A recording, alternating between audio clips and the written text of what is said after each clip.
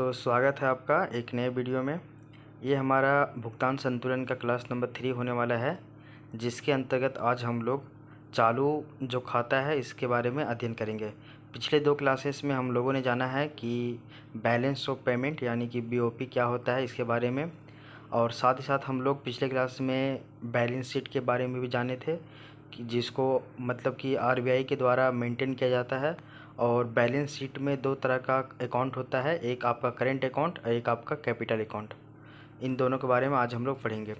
आपको पिछले क्लास में बताया गया था कि जो बीओपी है यानी कि बैलेंस ऑफ पेमेंट, इसमें 3 तरह का खाता का शामिल किया जाता है।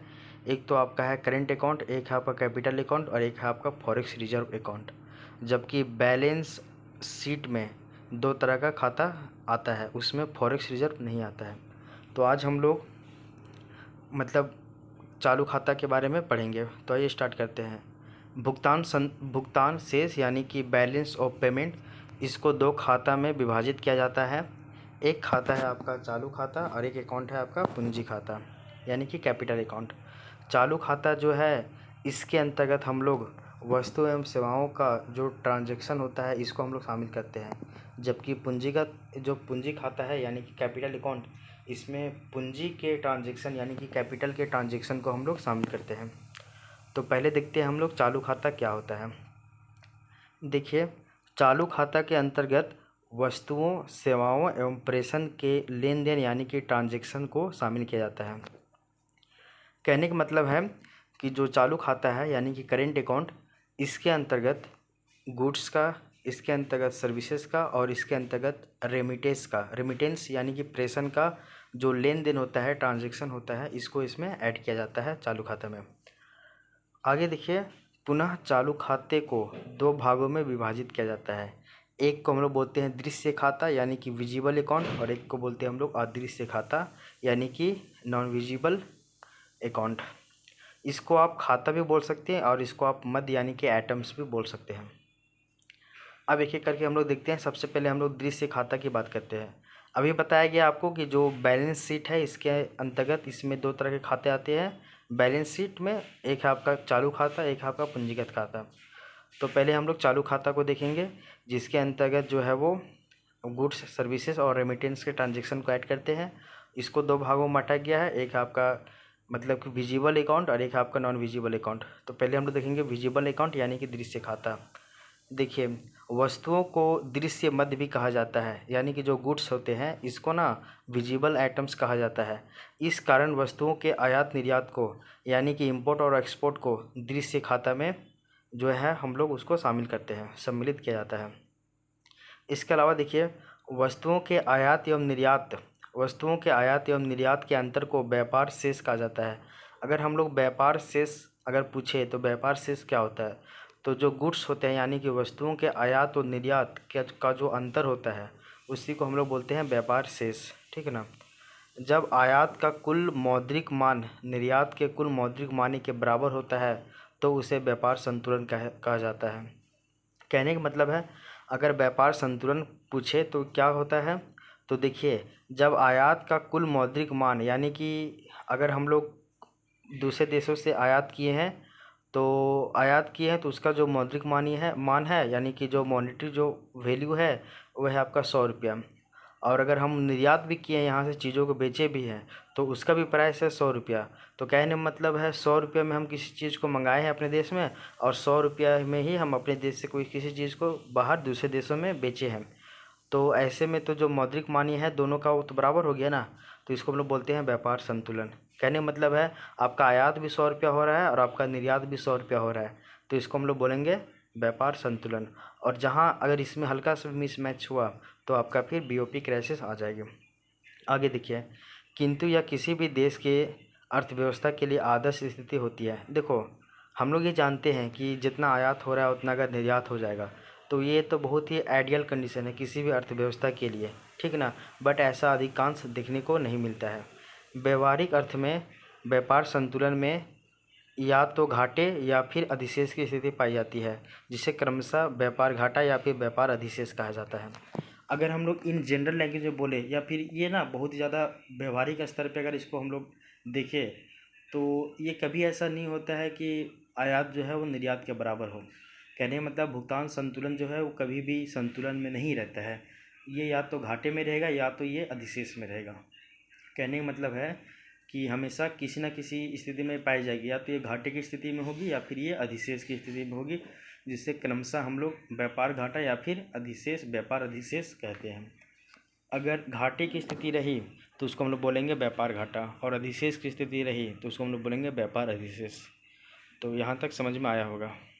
आगे देखिए, भारत के चालू खाते में दृश्य वस्तुओं का जो योगदान है वो 70% से अधिक है।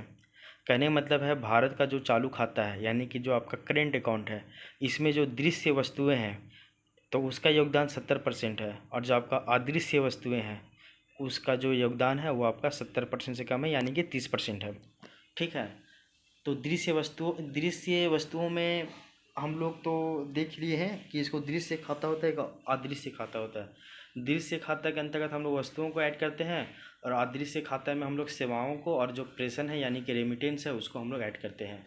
तो दृश्य खाता में भी मतलब चालू खाता में जो दृश्य वस्तुएं हैं इसका योगदान तो 70% से भी अधिक पाया जाता है, जिसके अंतर्गत पेट्रोलियम, नेचुरल गैस, गोल्ड, मध्यवर्ती वस्तुएं यानी कि इंटरमीडिएट जो गुड्स है, पूंजीगत वस्तुएं यानी कि कैपिटल गुड्स इत्यादि का आयात होता है, तथा पेट्रोलियम उत्पाद, कृषि उत्पाद, कच्चा पदार्थ इत्यादि के निर्यात को सम्मिलित किया जाता है। कहने मतलब क्या बताया जा रहा है वो देखिए कि चालू खाता में 70% से भी ज़्यादा योगदान दृश्य वस्तुओं का होता है, जिसके अंतर्गत हम लोग petroleum, natural gas, gold, intermediate goods, capital goods in सभी को शामिल करते हैं। साथ ही साथ इसके आयात को हम लोग इसमें शामिल करते हैं, मतलब ये सब चीज़ हम लोग मंगाते हैं ना, तो इसको हम लोग शामिल करते हैं। तो हम लोग मंगाते क्या है, तो हम लोग मंगाते हैं पेट्रोलियम, नेचुरल गैस, गोल्ड, मध्यवर्ती वस्तुएं और पूंजीगत वस्तुएं। ये सब हम लोग जो है ना आयात करते हैं, यानी कि मंगवाते हैं दूसरे देशों से। साथ ही साथ पेट्रोलियम उत्पाद, कृषि उत्पाद, कच्चा पदार्थ ये सभी को हम लोग निर्यात करते हैं दूसरे देशों को। तो दृश्य वस्तुओं में हम लोग कई सारी चीज़ों का आयात भी करते हैं और कई सारी चीज़ों को निर्यात भी करते हैं, ठीक ना। लेकिन हम लोग आयात ज़्यादा करते हैं, निर्यात हम लोग कम करते हैं, ये चीज़ जान लीजिएगा। इसके अलावा एक चीज़ और जान लीजिए आप कि जो आपका चालू खाता है इसमें और क्या क्या है वो देखिए। सामान्यतः सरकार के द्वारा दृश्य मदों यानी कि एटम्स के आयात निर्यात को नियंत्रित करने हेतु व्यापारिक प्रतिबंधों जैसे कि custom duty, trade licence, quota, आर्थिक प्रतिबंध यानी कि एम्बार्गो इत्यादि का प्रयोग किया जाता है। कहने का मतलब है कि जो सरकार है वो सरकार के द्वारा ना, वो सरकार जो है वो दृश्य मद यानी कि जो आपका विजिबल आइटम्स है इसके आयात निर्यात को कंट्रोल करने के लिए कई सारे प्रतिबंध लगाते हैं गवर्नमेंट, बहुत सारे बैरियर लगाता है, जैसे कि custom duty, trade licence, quota, आर्थिक प्रतिबंध, ये सभी गवर्नमेंट के द्वारा लगाया जाता है ताकि जो है वो दृश्य मद का जो आयात और निर्यात है इसको क्या किया जा सके, इसको कंट्रोल किया जा सके। अब देखिए, अभी तक हम लोग जाने कि दृश्य मद क्या होते हैं और क्या नहीं होते, वो हम लोग जाने हैं। इससे पहले हम लोग जान रहे थे, अभी हम लोग पढ़ रहे थे कि जो चालू खाता है, चालू खाता क्या होता है, इसके अंतर्गत हम लोग जाने चालू खाता के अंतर्गत हम लोग वस्तुओं, सेवाओं और जो रेमिटेंस है यानी कि प्रेषण है इसके ट्रांजैक्शन यानी कि आयात निर्यात को शामिल करते हैं। इसके अलावा हम लोग जाने कि जो आपका चालू खाता है इसको दो भागों में बांटा जाता है, एक आपका दृश्य मद, एक आपका अदृश्य मद। तो दृश्य मद अभी तक हम लोग पढ़े हैं, अब हम लोग पढ़ेंगे अदृश्य मद, है ना। लेकिन उससे पहले हम लोग जान लीजिए कि दृश्य मद के अंतर्गत आयात और निर्यात को प्रतिबंधित करने के लिए सरकार के द्वारा, मतलब को बैलेंस करने के लिए, नियंत्रित करने के लिए सरकार के द्वारा कई सारे प्रतिबंध को लगाया जाता है। तो उस सभी प्रतिबंधों के मतलब कि बिहाफ में हम लोग कुछ कुछ बेसिक टर्मिनोलॉजी के बारे में समझेंगे, वो क्या है वो देख लीजिए हल्का सा। इसके बाद फिर हम लोग अदृश्य मद के बारे में पढ़ेंगे। पहला ये चीज़ जान लीजिए आप, एक्स्ट्रा नॉलेज है, ये सब एक्स्ट्रा बताया जा रहा है कि अर्थव्यवस्थाओं के द्वारा, किसी भी अर्थव्यवस्था यानी किसी भी इकोनॉमी के द्वारा विदेशी व्यापार को नियंत्रित करने हेतु अवरोधों का प्रयोग किया जाता है। अवरोधों का प्रयोग किया जाता है कहने का मतलब है कि बैरियर का प्रयोग किया जाता है ना। विदेशी व्यापार कहने का मतलब वही आपका है, मतलब कि दृश्य मदों का व्यापार, आयात और निर्यात हो रहा है जो दृश्य या फिर अदृश्य। कहने मतलब है जो विदेशी व्यापार है इसको रोकने के लिए, कंट्रोल करने के लिए किसी भी अर्थव्यवस्था के द्वारा कई सारे अवरोधों का यानी बैरियर का प्रयोग किया जाता है। अब देखते हैं हम लोग ये जो अवरोध है यानी कि बैरियर, ये दो प्रकार के हो सकते हैं। एक तो आपका है ट्रेड बैरियर जिसको हम लोग बोलते हैं व्यापारिक अवरोध, और एक है आपका नॉन ट्रेड बैरियर जिसको हम लोग गैर व्यापारिक अवरोध कहते हैं। ठीक है ना। तो दो प्रकार के बैरियर का यूज किया जाता है, एक आपका ट्रेड बैरियर और एक है आपका non trade barrier. Trade barrier देखिए इधर है और ये आपका नॉन ट्रेड बैरियर है। आगे देखते हैं। ट्रेड बैरियर यानी कि जो व्यापारिक अवरोध है इसको भी दो प्रकार में इसको डिवाइड किया गया, यानी दो भागों में इसको विभाजित किया गया है। एक है आपका मात्रात्मक ट्रेड बैरियर, है ना, जो कि आपका मात्रात्मक है यानी कि क्वांटिटेटिव है, और एक है आपका गुणात्मक व्यापारिक प्रतिबंध यानी कि बैरियर, जो कि आपका क्वालिटेटिव है। तो ट्रेड बैरियर भी दो तरह का है, एक आपका मात्रात्मक ट्रेड बैरियर है और एक आपका गुणात्मक ट्रेड बैरियर है। ठीक है ना। अब देखते हैं मात्रात्मक ट्रेड बैरियर के अंतर्गत हम लोग आयात निर्यात शुल्क यानी कि इंपोर्ट ड्यूटी और एक्सपोर्ट ड्यूटी को हम लोग शामिल करते हैं। ठीक है ना। और ये चीज़ जान लीजिए आपकी इंपोर्ट ड्यूटी और जो एक्सपोर्ट ड्यूटी है इसको कंबाइंड रूप में हम लोग कस्टम ड्यूटी कहते हैं। तो कस्टम ड्यूटी क्या है वो आप समझ गए होंगे। अभी बताया गया है कि किसी भी अर्थव्यवस्था में जो आपका विदेशी व्यापार है इसको कंट्रोल करने के लिए या फिर नियंत्रित करने के लिए सरकार के द्वारा कई सारे बैरियर का उपयोग किया जाता है, जिसके अंतर्गत दो तरह का बैरियर यानी प्रतिरोधक का उपयोग किया जाता है, प्रयोग किया जाता है। एक आपका ट्रेड बैरियर, एक आपका नॉन ट्रेड बैरियर। तो ट्रेड बैरियर के अंतर्गत आपका मात्रात्मक ट्रेड बैरियर का यूज किया जाता है और एक आपका गुणात्मक ट्रेड बैरियर का यूज किया जाता है। मात्रात्मक यानी कि क्वांटिटेटिव मतलब कितना परसेंट लगा वो, और गुणात्मक मतलब कि किस क्वालिटी का, तो क्वालिटेटिव है ये गुणात्मक। ठीक है ना। गुणात्मक व्यापारिक प्रतिबंध। तो मात्रात्मक में हम लोग देखते हैं आयात निर्यात शुल्क यानी कि इंपोर्ट और एक्सपोर्ट वाला। अब एक चीज़ हम लोग बताए हैं कि जो इम्पोर्ट ड्यूटी होता है और एक्सपोर्ट ड्यूटी होता है, इन दोनों को कंबाइंड रूप में ही हम लोग कस्टम ड्यूटी कहते हैं। यहाँ तक समझ में आ गया है। आगे देखते हैं। गुणात्मक प्रतिबंध है, जो गुणात्मक व्यापारिक प्रतिबंध है इसके अंतर्गत हम लोग एम्बार्गो यानी कि आर्थिक प्रतिबंध लगाया जाता है।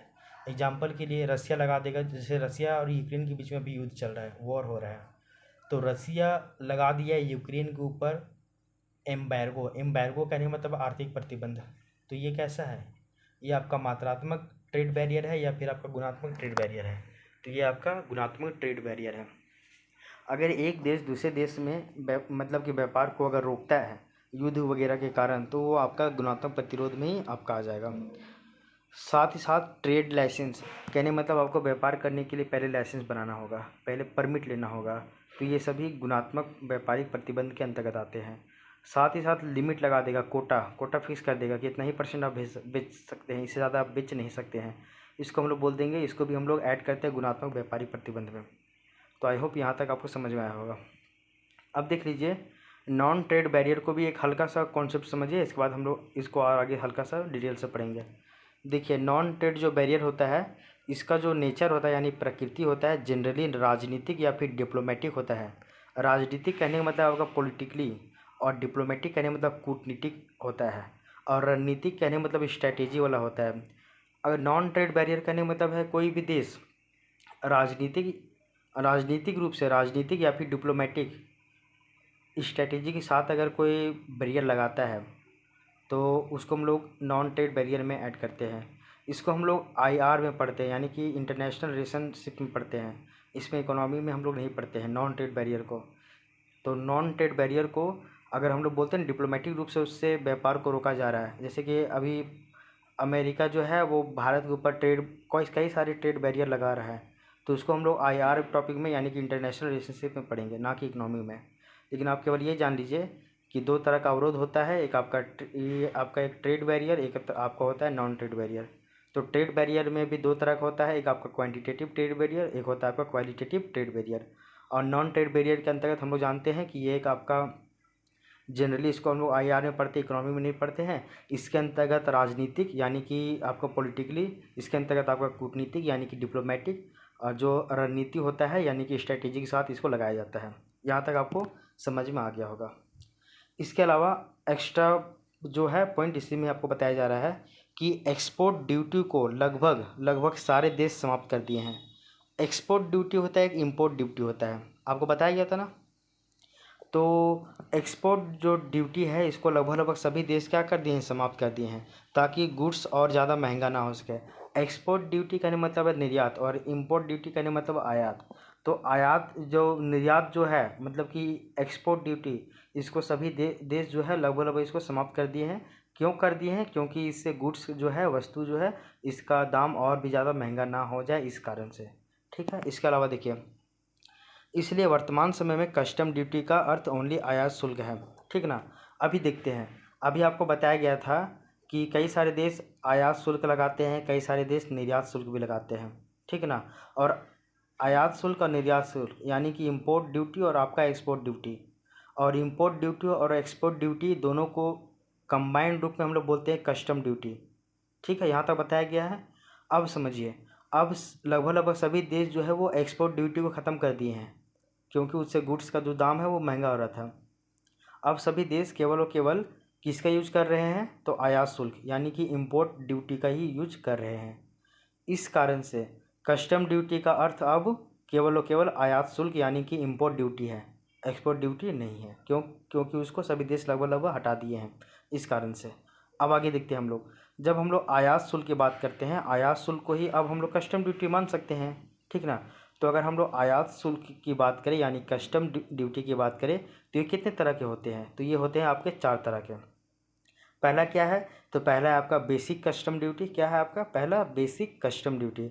दूसरा है आपका एंटी डंपिंग ड्यूटी, और तीसरा है आपका काउंटर वेलिंग ड्यूटी। तीसरा है आपका काउंटर वेलिंग ड्यूटी। चौथा है आपका एडिशनल स्पेसिफिक कस्टम ड्यूटी। चौथा क्या है? एडिशनल स्पेसिफिक कस्टम ड्यूटी, ये आपका चौथा है। तो अभी हम आपको क्या बताएं कि आयात शुल्क और निर्यात शुल्क दोनों को हम लोग बोलते हैं कस्टम ड्यूटी।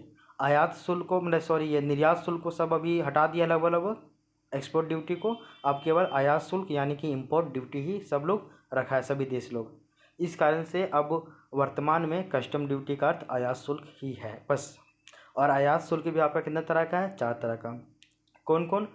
तो आपका basic custom duty, anti dumping duty, countervailing duty, और लास्ट आपका एडिशनल स्पेसिफिक कस्टम ड्यूटी। 4 तरह का हो गया है। अब देखिए, अगर हम लोग बात करते हैं कि कभी कभी क्या होता है ना कि 10% बढ़ाता है, 5% बढ़ाता है, 15% बढ़ाता है, ऐसा होता है। लेकिन कभी कभी क्या होता है ना कि कोई देश ना इस सभी को ना, जैसे कि बेसिक कस्टम ड्यूटी है, अगर 10%, 5%, 15% बढ़ाया है तो कोई दिक्कत की बात नहीं है, इतना एवरेज मानते हैं, होता ही है। लेकिन अगर कोई देश इसको बेसिक कस्टम ड्यूटी को 40%, 50%, 60% अगर बढ़ा दे, तो इसको हम लोग बोलते हैं ट्रेड वॉर। क्या कहते हैं? Trade war. समझ में आ गया यहाँ तक? आगे देखते हैं हम लोग इन चारों का, यानी कि ये जो 4 वो आपका 4 प्रकार का आपका कस्टम शुल्क है ना, कस्टम ड्यूटी है ना आपका, कस्टम ड्यूटी को ही हम लोग आयात शुल्क यानी कि इंपोर्ट ड्यूटी कहते हैं। क्यों कहते हैं? आपको पता चल गया। तो इन चारों प्रकार के आयात शुल्कों का प्रयोग वस्तुओं के आयात और निर्यात को नियंत्रित करने में किया जाता है। तो जो गुड्स एंड सर्विसेज है, सॉरी सर्विसेज नहीं, केवल गुड्स, तो गुड्स का जो आयात और निर्यात हो रहा है, इंपोर्ट हो रहा है, एक्सपोर्ट हो रहा है, इसको कंट्रोल करने के लिए 4 तरह का जो है वो आयात शुल्कों का यानी कि इंपोर्ट जो आपका ड्यूटी, या फिर इसी को बोल दीजिए आप कस्टम ड्यूटी का प्रयोग किया जाता है। और इसी को ही हम लोग ट्रेड वॉर भी कहते हैं। ठीक ना, अगर ये तीनों चारों कर रहे हैं तो। ठीक है। अब देखते हैं हम लोग, अभी तक हम लोग पढ़ लिए हैं, आपका क्या पढ़े हैं? तो वो पढ़े हैं अभी तक हम लोग आपका आपका ट्रेड बैरियर। अब हम लोग देखते हैं non trade barrier. Non trade barrier को अभी बताए हैं आपको हम कि ये हम लोग आईआर में पढ़ते हैं। इसमें एग्जांपल दिया हुआ है, देखिए कि नॉन ट्रेड बैरियर में हम लोग जैसे कि क्या क्या देखते हैं इसके अंतर्गत, तो लोकतांत्रिक मूल्यों के हनन के आधार पर। कहने मतलब है भैया आपके देश से हम ये चीज़ मंगा रहे हैं, वो चीज़ मंगा रहे हैं, इससे हमारा जो है लोकतांत्रिक यानी कि डेमोक्रेसी इससे खतरे में है, डेमोक्रेसिक जो मूल्य है ये खतरे में है, तो इसके आधार पे वो बैन लगा देगा। साथ ही साथ ये बोलेगा कि महिला अधिकार या फिर बच्चों के अधिकारों का ये हनन करेगा ये चीज़, इसलिए इसको हम आयात नहीं करेंगे, निर्यात भी नहीं करेंगे। साथ ही साथ हेल्थ हैजार्ड के आधार पे लगा दिया। कहने मतलब चाइना से नो ट्रेड 2020-21 में। क्यों? क्योंकि जब लॉकडाउन मतलब कि कोरोना वायरस आया था तो हम लोग बोले थे ना कि चाइना के साथ हम लोग व्यापार वगैरह नहीं करते हैं। अगर व्यापार करेंगे तो वहाँ से चीज़ें वस्तुएँ आएगी तो उससे हमारे ऊपर हमारे हेल्थ इशू में प्रॉब्लम होगा ना, हेल्थ हैजार्ड के। तो हेल्थ हैजार्ड के आधार पे भी हम लोग मतलब कि बैरियर लगाते हैं, प्रतिबंध लगाते हैं, जिसको हम लोग गैर व्यापारिक प्रतिबंध के अंतर्गत शामिल करते हैं। इसके अलावा इन्वायरमेंटल जो हैजार्ड है, ये सब भी हम लोग इसके अंतर्गत हम लोग इसमें हम लोग ऐड करते हैं इन्वायरमेंटल हैजार्ड। जैसे एग्जांपल के लिए जो आपका अल्फांसो आम है, जिसको हम लोग हापूस आम भी कहते थे, इसको अब बैन लगा दिया गया है। क्यों? क्योंकि इससे किसी तरह का डिसीज़ वगैरह हो रहा था, इसी कारण से कि इसमें कोई किसी तरह का कीटनाशकों का यूज हो रहा था, जिससे लोग उसको खा रहे थे तो उसको फिर बीमारी वगैरह यानी कि प्रॉब्लम वगैरह हो रही थी, इस कारण से। तो गैर व्यापारिक प्रतिबंध के अंतर्गत हम लोग क्या क्या देख लिए हैं, वो देख लिए हैं महिला अधिकार, बच्चों का अधिकारों का हनन हो इसके कारण से, हेल्थ हैजार्ड, इन्वायरमेंटल हैजार्ड। ये पूरी तरीके से ना पॉलिटिकली होता है, राजनीतिक होता है, और ये आपका डिप्लोमेटिक यानी कि कूटनीतिक मतलब रणनीति होता है, स्ट्रेटेजी होता है। ये आईआर में हम लोग ज़्यादा देखते हैं। तो यहाँ तक समझ में आ गया आपका। अभी तक हम लोग क्या क्या पढ़े हैं? अभी हम लोग पढ़े हैं कि जो आपका आपका चालू खाता है, चालू खाता किसे कहते हैं वो जाने। चालू खाता के अंतर्गत दो तरह का खाता ऐड करते हैं हम लोग, एक है दृश्य खाता, एक आपका अदृश्य खाता। दृश्य खाता हम लोग समझ गए हैं। साथ ही साथ हम लोग जाने हैं कि किसी भी अर्थव्यवस्था में किसी भी देश के द्वारा जो वस्तुओं का जो आयात निर्यात है यानी कि विदेशी जो व्यापार है, इसको कंट्रोल करने के लिए, नियंत्रित करने के लिए जो है वो प्रतिबंधों का उपयोग किया जाता है, जिसमें दो तरह का प्रतिबंध यानी कि बैरियर हम लोग देखे। एक हम लोग देखे ट्रेड बैरियर, एक हम लोग देखे non trade barrier. Trade barrier को दो भागों में बांटा गया, एक आपका है क्वांटिटेटिव ट्रेड बैरियर, एक है आपका मतलब कि क्वालिटेटिव ट्रेड बैरियर। ये हम लोग देख लिए हैं। साथ ही साथ हम लोग जाने कि नॉन ट्रेड बैरियर ये आपका पूरी तरीके से पॉलिटिकली है, डिप्लोमेटिक स्ट्रेटेजी है। ये हम लोग जाने जो आईआर में हम लोग ज़्यादा दिखते हैं। इसके अलावा हम लोग जाने कि चालू खाता के अंतर्गत जो चालू खाता है, तो चालू खाता के अंतर्गत जो दृश्य मध्य है, इसको कंट्रोल करने के लिए यानी कि आयात निर्यात को नियंत्रित करने के लिए व्यापारिक प्रतिबंधों को मतलब कि कोई भी गवर्नमेंट या फिर कोई भी सरकार लगाता है, जैसे कि custom duty, trade licence, quota, आर्थिक प्रतिबंध। आर्थिक प्रतिबंध को हम लोग बोलते हैं एम्बैर्गो, ये सब का प्रयोग करता है। ठीक ना? तो यहाँ तक आपका दृश्य जो खाता है वो कंप्लीट हो गया है। अब देखिए अदृश्य मद या फिर अदृश्य खाता। ठीक ना? ये क्या है इसको हम लोग देख लेते हैं, फिर हम लोग आज का टॉपिक जो है वो यहीं पे हम लोग एंड कर देंगे। ये काफ़ी थोड़ा सा बड़ा भी है। अब देखिए क्या है सो अदृश्य खाता को निम्नलिखित भागों में विभाजित किया जाता है। देखिए जो आपका अदृश्य खाता है यानी कि जो आपका इनविजिबल अकाउंट है, इसको तीन भागों में विभाजित किया जाता है।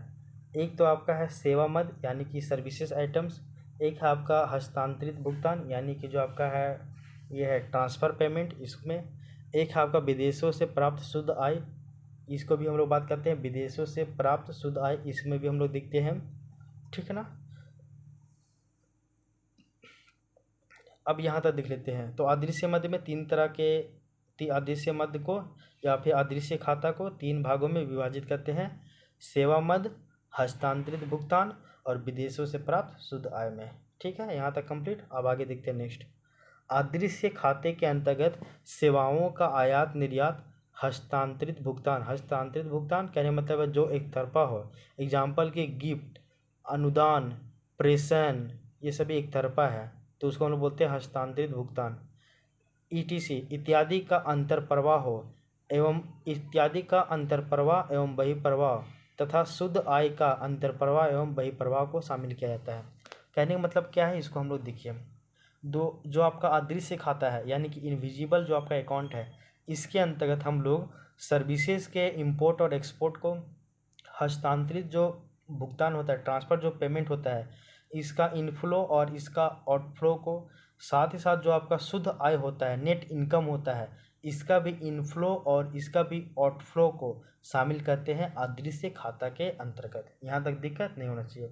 आगे देखिए, दूसरे शब्दों में अगर अदर लैंग्वेज में देखा जाए तो अदृश्य खाते के अंतर्गत सेवा खाता होता है, सेवा खाता एवं प्रेषण खाता को शामिल किया जाता है। देखिए अदृश्य जो खाता है इसके अंतर्गत हम लोग सर्विसेज जो सर्विस अकाउंट है यानी कि सेवा खाता, इसको, और रेमिटेंस अकाउंट यानी कि प्रेषण खाता, इसको हम लोग इसमें शामिल करते हैं। इसके अंतर्गत सेवाओं के आउटसोर्सिंग एवं इनसोर्सिंग को भी शामिल किया जाता है, सम्मिलित किया जाता है। आउटसोर्सिंग और इनसोर्सिंग क्या है वो समझ लीजिए। पहले देखते हैं हम लोग इनसोर्सिंग। इनसोर्सिंग क्या है कि इंडिया के अदर कंट्री में जैसे कि बीपीओ कर दिया, तो बीपीओ अगर अदर कंट्री में किया तो वो इंडिया के लिए आयात हो गया। जैसे फिर आप जैसे कि बीपीओ की बात करते हैं, एलपीओ की बात करते हैं, केपीओ की बात करते हैं। एलपीओ कहने का मतलब है लीगल प्रोसेसिंग ऑफिस, KPO कहने का मतलब है नॉलेज प्रोसेसिंग ऑफिस इत्यादि है। तो इसको हम लोग इनसोर्सिंग के अंतर्गत शामिल करते हैं। इनसोर्सिंग कहने का मतलब है इंडिया जो है किया वो अदर कंट्री में, अगर इंडिया जो है वो दूसरे देश में BPO किया, ठीक ना, तो इसको हम लोग बोलेंगे इनसोर्सिंग। अब आउटसोर्सिंग क्या है वो देखिए कि इंडिया के लिए निर्यात है। देखिए अगर इनसोर्सिंग हो रहा है, इनसोर्सिंग करने का मतलब है अंतर प्रवाह हो रहा है, तो ये इंडिया के लिए क्या हो जाएगा, क्या हो जाएगा, ये आयात हो जाएगा। लेकिन अगर ये आउटसोर्सिंग हो रहा है कहने मतलब इंडिया से बाहर जा रहा है, तो ये इंडिया के लिए निर्यात हो गया। और गवर्नमेंट अपने पॉलिसी के माध्यम से ही केवल आउटसोर्सिंग इनसोर्सिंग को कंट्रोल कर सकता है। एग्जाम्पल चाइनीज ऐप को। कहने का मतलब है क्या, देखिए अभी एक चीज़ आपको बताया गया था कि दूसरे शब्दों में अदृश्य खाता के अंतर्गत सेवा खाता एवं प्रेषण खाता को शामिल किया जाता है। और इसके सेवाओं का, इसके अंतर्गत जो सेवा है, इसके अंतर्गत कहने का मतलब सेवा खाता, सेवा सर्विसेज के अंतर्गत, और रेमिटेंस के अंतर्गत जो आपका सर्विसेज है, इसके आउटसोर्सिंग यानी कि बहिर्प्रवाह, और इसके इनसोर्सिंग यानी कि अंतर प्रवाह को इसमें शामिल किया जाता है, ठीक ना। एग्जाम्पल के लिए हम लोग जान जाते हैं, ये चीज़ जान लीजिए कि गवर्नमेंट जो है वो अपने अपने नीति के द्वारा, पॉलिसी के द्वारा इनसोर्सिंग और आउटसोर्सिंग यानी कि बहिर्प्रवाह और अंतर प्रवाह को कंट्रोल कर सकता है, करने का प्रयास भी करता है। एग्जाम्पल के लिए चाइनीज ऐप को बैन कर दिया।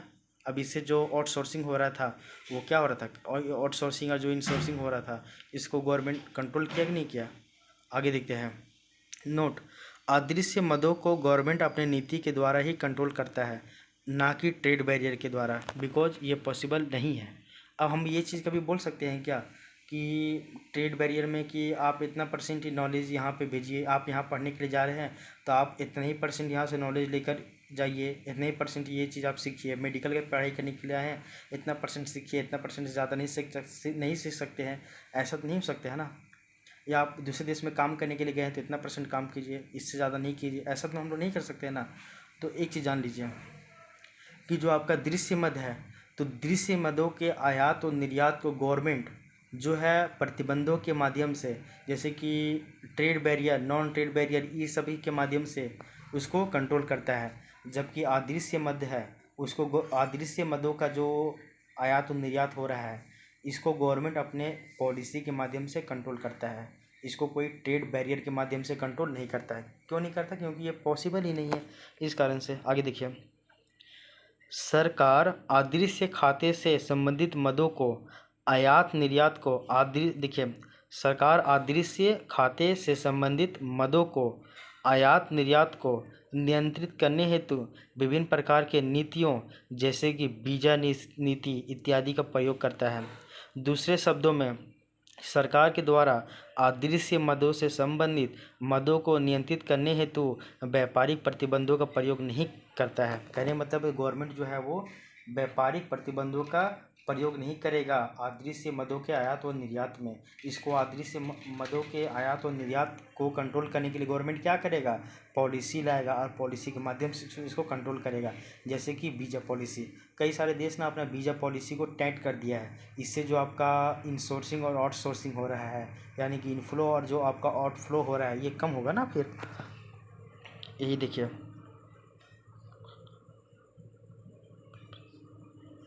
देखो विदेशों से जो आय जो प्राप्त हो रहा है ये भी एक तरह से प्रेषण ही यानी कि रेमिटेंस है, जिसे हम लोग लाभ कहते हैं। आगे देख लेते हैं। यहाँ पे एक आप ना BPO का फुल फॉर्म आप याद कर लीजिएगा, ठीक ना। आगे देखते हैं हम लोग। वर्तमान समय में भारतीय अर्थव्यवस्था में दृश्य खाते पर व्यापार घाटा एवं अदृश्य खाते पर व्यापार अधिशेष की स्थिति है। कहने का मतलब है कि हम लोग जब बात करते हैं कि जो हम लोग दृश्य खाता दिखते हैं यानी कि जो विजिबल मतलब कि अकाउंट दिखते हैं, यहाँ तो आपका डिफिसिट है यानी कि घाटा है। लेकिन जो आपका अदृश्य खाता देखते हैं यहाँ पे आपका ये है अधिशेष है यानी कि सरप्लस है। और अदृश्य खाते में भी हम लोग दो चीज़ देखते हैं, एक तो हम लोग देखते हैं सर्विसेज का और एक हम लोग देखते हैं रेमिटेंस का। सर्विस भी आपका पॉजिटिव में है और आपका रेमिटेंस भी आपका पॉजिटिव में है। कहने मतलब ओवरऑल आपका जो है इनविजिबल अकाउंट ये आपका पॉजिटिव में है, ठीक है ना। आगे देखिए, चालू खाते पर व्यापार घाटा की स्थिति है जिसे करेंट अकाउंट डेफिसिट भी कहते हैं। अब देखते हैं हम लोग, अब हम लोग एक चीज़ देखते हैं। चालू खाता अभी हम लोग चलिए रहा है। चालू खाता का हम लोग क्या देखें कि चालू खाता में दो तरह का खाता आएगा, एक आपका दृश्य खाता, एक आपका अदृश्य खाता। तो दृश्य खाता जो है वो आपका नेगेटिव है, लेकिन जो अदृश्य खाता है वो आपका पॉजिटिव है यानी कि सरप्लस में है, और दृश्य खाता आपका नेगेटिव में यानी कि डिफिसिट में है। और ओवरऑल अगर हम लोग चालू खाता देखें तो चालू खाता जो है वो आपका घाटा में है यानी कि डिफिसिट में है। इसको हम लोग क्या कहते हैं? इसको हम लोग कहते हैं करेंट अकाउंट डिफिसिट यानी कि CAD, यानी कि इसको हम लोग कहते हैं कैड। तो चालू खाता जो है वो आपका डिफिसिट है यानी कि घाटा में है, इसको हम लोग बोलते हैं CAD यानी कि करेंट अकाउंट डिफिसिट कैड कहते हैं। क्लियर हो गया यहाँ तक?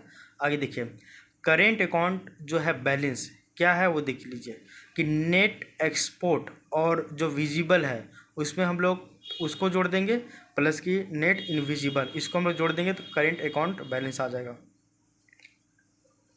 इसको आप छोड़िए, सिंपल समझिए। करेंट अकाउंट हम लोग जो चालू खाता बात करते हैं, चालू खाता में दो तरह का चीज़ देखते हैं, एक है आपका दृश्य खाता और एक हम लोग देखते हैं अदृश्य खाता।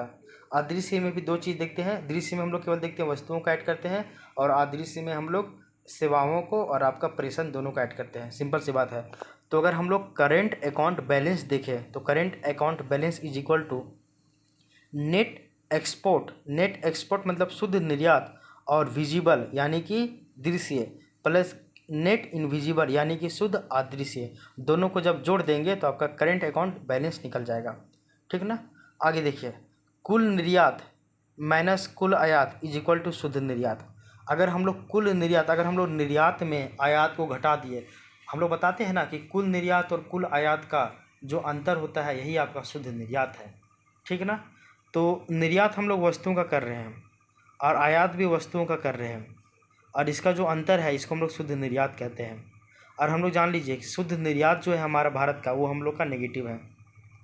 इसके अलावा हम लोग ये चीज़ जानिए कि शुद्ध अदृश्य निर्यात क्या होता है। देखिए, यानी कि नेट इनविजिबल जो आपका एक्सपोर्ट है इज इक्वल टू अदृश्य मदों का कुल निर्यात, यानी कि इनविजिबल आइटम्स का जो है कुल निर्यात माइनस इनविजिबल मदों का कुल निर्यात, यानी कि अदृश्य मदों का कुल आयात। शुद्ध अदृश्य निर्यात इज इक्वल टू अदृश्य मदों का कुल निर्यात माइनस अदृश्य मदों का कुल आयात। ठीक ना? यही चीज़ है कि निर्यात में घटा दिए हम लोग आयात तो आपका निकल गया क्या? शुद्ध निर्यात।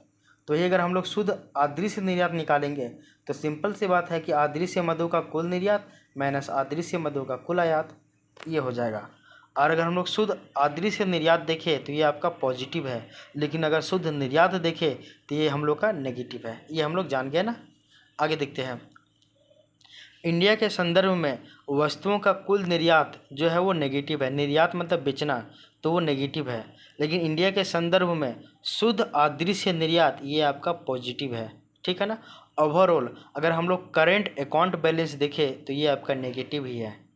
करेंट अकाउंट बैलेंस में हम लोग दो चीज़ ऐड कर रहे हैं, एक तो हम लोग शुद्ध निर्यात को भी ऐड कर रहे हैं, और साथ ही साथ हम लोग शुद्ध निर्यात के अलावा साथ ही साथ हम लोग उसमें शुद्ध अदृश्य निर्यात को भी ऐड कर रहे हैं। तो करेंट अकाउंट बैलेंस आपका ओवरऑल बैलेंस है। क्यों है? क्योंकि आपका कुल निर्यात तो आपका नेगेटिव है, मतलब शुद्ध निर्यात आपका नेगेटिव है, लेकिन आपका शुद्ध अदृश्य निर्यात आपका पॉजिटिव है, लेकिन ओवरऑल आपका करेंट अकाउंट बैलेंस है ये आपका नेगेटिव है। आगे देखो, भारत में जो है वो कैड की स्थिति बनी हुई है। क्यों बनी हुई हम लोग देख लिए। कैड मतलब करेंट अकाउंट डिफिसिट है, क्यों है वो हम लोग देख लिए हैं। आगे देखते हैं, ये हल्का सा और पढ़ लीजिए, समझ जाइए। इसके बाद फिर हम लोग जानेंगे आपका मतलब कि चालू खाता कंप्लीट हो जाएगा, फिर हम लोग देखेंगे पूंजी खाता। ठीक है ना? चालू खाता कंप्लीट हो जाएगा, फिर हम लोग पूंजी खाता देखेंगे। चालू खाता में थोड़ा सा और पॉइंट बचा हुआ है, इसको ये थोड़ा सा देख लीजिए। वो क्या है देखिए, एक निश्चित समय अंतराल में वस्तुओं के कुल निर्यात एवं वस्तुओं के कुल आयात के अंतर को शुद्ध निर्यात या फिर व्यापार शेष कहा जाता है।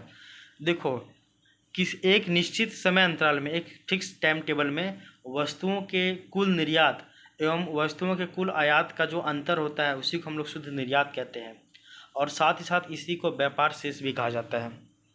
आगे देखिए, शुद्ध निर्यात जो है वो आपका सकारात्मक या नकारात्मक भी हो सकता है, जिसे क्रमशः व्यापार अधिशेष या फिर व्यापार घाटा भी कहते हैं। अगर शुद्ध निर्यात आपका सकारात्मक हुआ तो इसको हम लोग व्यापार अधिशेष कहेंगे, वहीं अगर शुद्ध निर्यात आपका नकारात्मक हुआ यानी निगेटिव हुआ, इसको हम लोग व्यापार घाटा भी कहेंगे। सिंपल सी बात है। आगे देखिए, शुद्ध निर्यात को बैलेंस ऑफ ट्रेड कहते हैं, यानी कि BOT कहते हैं शुद्ध निर्यात को।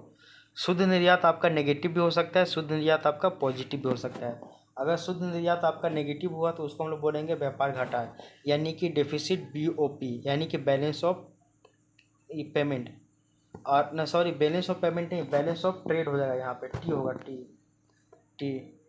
और अगर पॉजिटिव, अगर आपका शुद्ध निर्यात अगर पॉजिटिव रहा तो उसको हम लोग बोलेंगे व्यापार अधिशेष, यानी कि सरप्लस BOT, ठीक ना। और अगर व्यापार हो रहा है, कहने मतलब यहाँ पे निर्यात ज़्यादा हो रहा है, ना सॉरी, निर्यात कम हो रहा है और आपका आयात ज़्यादा है, कहने मतलब कुल निर्यात लेस देन कुल आयात से। और वहीं अगर सरप्लस BOT की बात करें, यानी कि बैलेंस ऑफ ट्रेड देखें, शुद्ध निर्यात को ही हम लोग बैलेंस ऑफ ट्रेड कहते हैं। तो इसमें देखें तो यहाँ पे शुद्ध निर्यात आपका ज़्यादा हो जा रहा है और शुद्ध आयात से, ठीक है ना। आगे दिखते हैं। भारत 2005 से लगातार व्यापार घाटे की स्थिति बनी हुई है, अभी भी हमेशा व्यापार घाटे ही है भारत में। कहने मतलब आपका शुद्ध निर्यात है, जिसको हम लोग बैलेंस ऑफ ट्रेड कहते हैं, ये आपका नेगेटिव है, यानी कि डेफिसिट BOT है, बैलेंस ऑफ ट्रेड है। सिंपल सी बात है, यहाँ तक समझ में आ गया होगा। आगे देखिए, 2005 के बाद भारतीय अर्थव्यवस्था में लगातार व्यापार घाटे की स्थिति बनी हुई है, जिसका निम्नलिखित कारण है। 2005 से अभी तक व्यापार घाटे की स्थिति बनी हुई, क्यों बनी हुई, इसके पीछे का रीज़न जानिए। इसके पीछे का रीज़न है, सबसे पहला रीज़न ये है आपका, एक नंबर, 2005 के बाद भारत में विदेशी प्रत्यक्ष निवेश के अंतर्प्रवाह में अप्रत्याशित वृद्धि के कारण प्रति व्यक्ति आय में वृद्धि हुई है।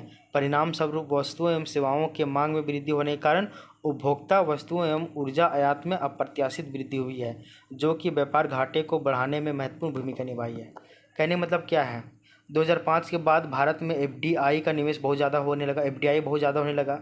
FDI का इन्फ्लो यहाँ भारत में बहुत ज़्यादा हुआ, इसका एकाएक अप्रत्याशित वृद्धि हुआ, एकदम अचानक इसका इंक्रीज हुआ FDI निवेश का। इस कारण लोगों का जो PCI है, यानी कि पर कैपिटा इनकम है, ये इसमें वृद्धि हुआ।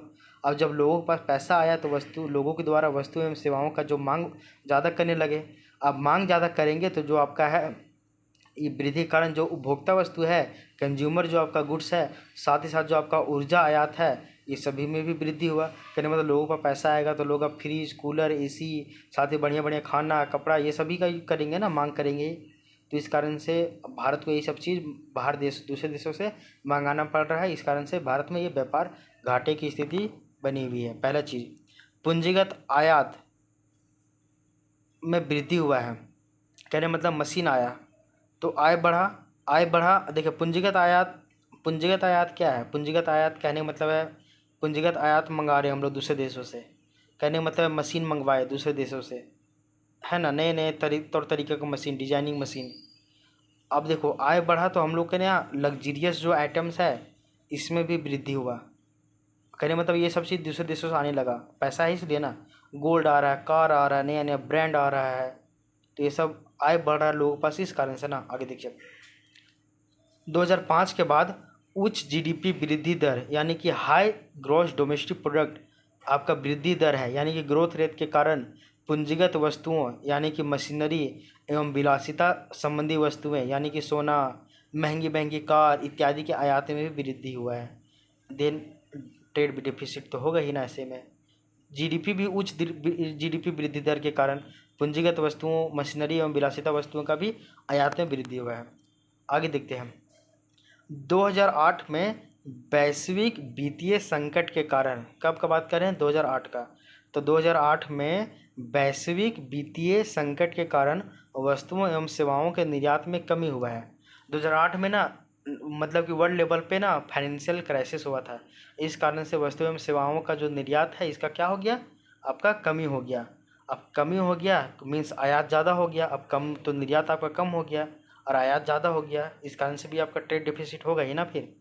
इसके बाद देखिए, 2010 से 2014 के मध्य में आपका पोस्ट रिसेशन इफेक्ट, यानी कि आपको बताया वैश्विक वित्तीय संकट हुआ 2008 में, लेकिन इसका प्रभाव 2010 से लेकर 2014 के मध्य में भी पड़ा है, जिसको हम लोग बोलते हैं पोस्ट रिसेशन इफेक्ट, यानी कि मंदी के बाद का प्रभाव के कारण उत्पन्न हुई थी उच्च महंगाई दर, हाई इन्फ्लेशन रेट हुआ था, जिसके कारण आयात में वृद्धि हो गया, और आयात में वृद्धि हो गया और निर्यात में कमी हो गया। और जब निर्यात कमी हो जाएगा तो फिर घाटे की स्थिति तो देखने को मिलेगी ही ना। आगे देखते हैं। 2008 से लेके 2008 से लेकर 2015 के मध्य में मिडिल ईस्ट क्राइसिस हुआ था, यानी कि मिडिल ईस्ट क्राइसिस हुआ था, जिसके कारण अंतर्राष्ट्रीय बाजार में बाजार में ऊर्जा के मूल्य में वृद्धि हुआ। देखिए 2008 से 15 के मध्य में मिडिल ईस्ट क्राइसिस हुआ, जिसके कारण जो अंतर्राष्ट्रीय ऊर्जा बाजार है, इसमें ऊर्जा का जो प्राइस है उसमें ज़्यादा वृद्धि होने लगा। ऊर्जा की बात करें हम लोग, जैसे कि पेट्रोलियम की बात करें, ये सब का प्राइस भी बढ़ने लगा। इसके अलावा देखिए 2020 और 21 के बाद कोविड का जो प्रभाव है, इसके कारण जो आपूर्ति चेन है, यानी कि जो सप्लाई चेन है, ये ब्रेक हो गया। और जब ब्रेक हो गया तो कहने का मतलब है हम लोग निर्यात तो नहीं कर पा रहे हैं, लेकिन हम लोग का जो आयात है उसमें तो वृद्धि हो गई होगा।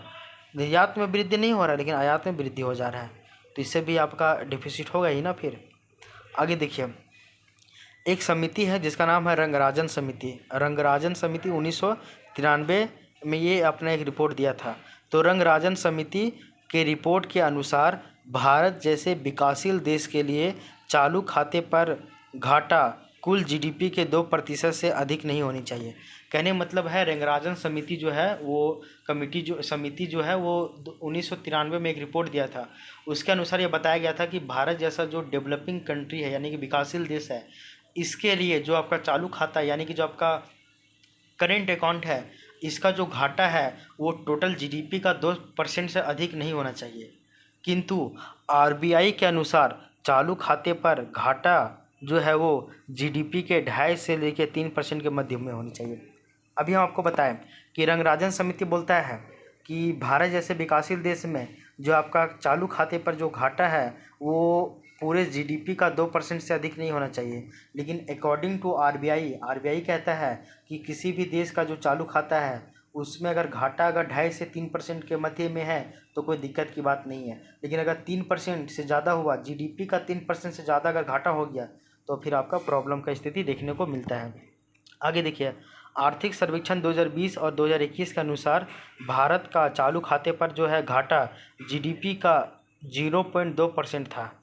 इसका मुख्य कारण 2020 और 21 जो फाइनेंशियल ईयर है, इसके प्रथम एवं द्वितीय तिमाही में चालू खाते पर अधिशेष की स्थिति थी। देखिए अभी हम आपको बताए थे कि चालू खाते पर ना 1947 से लेके अभी तक डिफिसिट यानी कि घाटे की स्थिति बनी हुई है। केवल एक समय ऐसा आया था कि लॉकडाउन का आपका जो है प्रथम और मतलब कि प्रथम और द्वितीय और जो तिमाही था, मतलब कि फर्स्ट और सेकेंड और जो थर्ड वाला जो मतलब कि स्टार्टिंग वाला जो 2-4 महीना था, इसमें आपका जो है वो आपका चालू खाता है वो सरप्लस में गया था। क्यों? क्योंकि यहाँ पे निर्यात ज़्यादा हो गया था और आयात आपका कम हो गया था। तो केवल एक ही समय है जब अधिशेष की स्थिति आई है भारत में, बाकी बात हमेशा जो है वो नेगेटिव की स्थिति में आई है। तो हम लोग अब ये देखेंगे इसमें कि आर्थिक सर्वेक्षण 2024-25 या फिर 25-26 के अनुसार जो आपका चालू खाता पे जो आपका ये है आपका घाटा है, चालू घाटा पर जो घाटा है, चालू खाते पे जो घाटा है वो कुल जीडीपी का कितना परसेंट है वो हम लोग देख लेंगे। इसमें एक डाटा याद रखिएगा कि 2020 और 2021 के आर्थिक सर्वेक्षण यानी कि इकोनॉमिक सर्वे के अनुसार भारत का जो चालू खाता है यानी कि करेंट अकाउंट है, इस पे जो घाटा है वो टोटल जीडीपी का 0.2% था। ठीक है ना। अभी कितना परसेंट है ये आपको पता करना होगा। ठीक है ना। तो आई होप ये क्लास आपको पसंद आया होगा। यहाँ तक हम लोग जो है वो चालू खाता को कंप्लीट कर चुके हैं। तो चालू खाता हम लोगों का कंप्लीट हो चुका है। नेक्स्ट क्लास में हम लोग पूंजी खाता को देखेंगे। ठीक है ना। आज की क्लास में हम लोग ने क्या क्या देखा है वो एक बार हम लोग थोड़ा सा हल्का सा 2 मिनट का लेकर टाइम उसको हम लोग एक बार रिकॉल कर लेते हैं कि चालू खाता जो है उसके अंतर्गत हम लोग किसको किसको शामिल करते हैं। अभी देखिए, सबसे पहले बताया गया है कि जो भुगतान शेष है जिसको हम लोग बैलेंस ऑफ पेमेंट कहते हैं, इसके अंतर्गत 2 तरह के खाता को शामिल किया जाता है। एक आपका चालू खाता, एक आपका पूंजीगत खाता। चालू खाता आज हम लोग पढ़ चुके हैं, पूंजी खाता का हम लोग पूंजी खाता नेक्स्ट क्लास से पढ़ेंगे। चालू खाता के अंतर्गत 2 तरह का खाता को शामिल करते हैं, एक आपका दृश्य खाता, एक आपका अदृश्य खाता। फिर देखिए दृश्य खाता के अंतर्गत किसको शामिल किया जाता है, यानी कि वस्तुओं के आयात और निर्यात को शामिल किया जाता है। फिर हम लोग देखें कि दृश्य खाता मतलब कहने का मतलब जो दृश्य जो मद है जिसको हम लोग वस्तु कहते हैं, तो वस्तुओं के आयात और निर्यात को कंट्रोल करने के लिए गवर्नमेंट के द्वारा जो है वो आया मतलब कि कस्टम ड्यूटी, इसके आधार पे कई सारे प्रतिबंध लगाए जाते हैं, जिसको हम लोग एक ना एक्स्ट्रा नॉलेज के रूप में आप लोग पढ़े कि दो तरह का बैरियर लगाया जाता है, एक आपका ट्रेड बैरियर, एक आपका नॉन ट्रेड बैरियर। ये हम लोग देखें, इसको भी हम लोग डिटेल से जानें।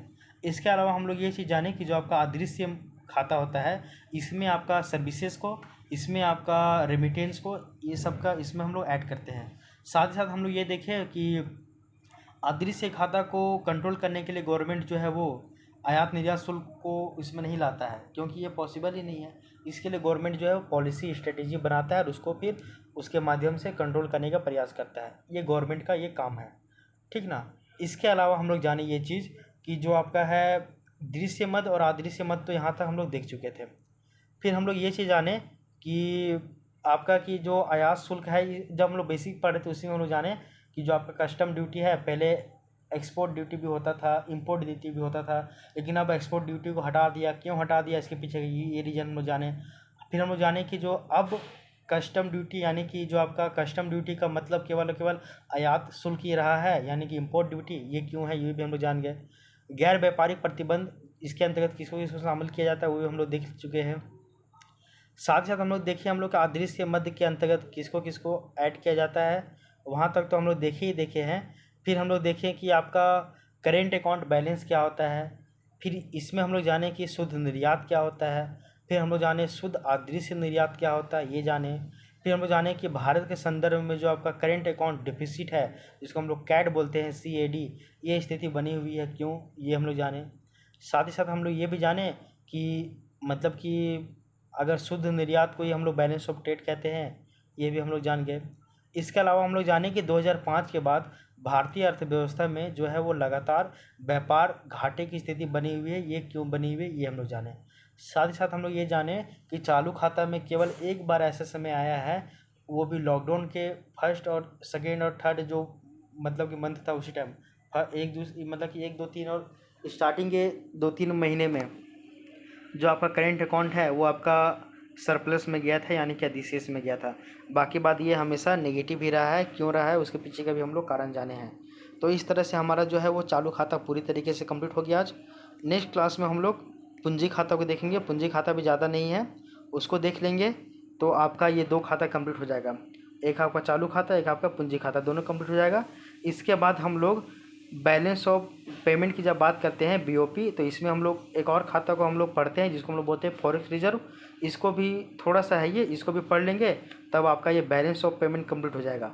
उसके बाद हम लोग पढ़ेंगे BOP क्राइसिस, यानी कि भुगतान संतुलन की जो समस्या आती है, इसको हम लोग देख लेंगे, वो भी काफ़ी इंपॉर्टेंट टॉपिक है। तो यहाँ तक आपको समझ में आया होगा। Thank you, take care, bye bye, मिलते हैं नेक्स्ट क्लास में।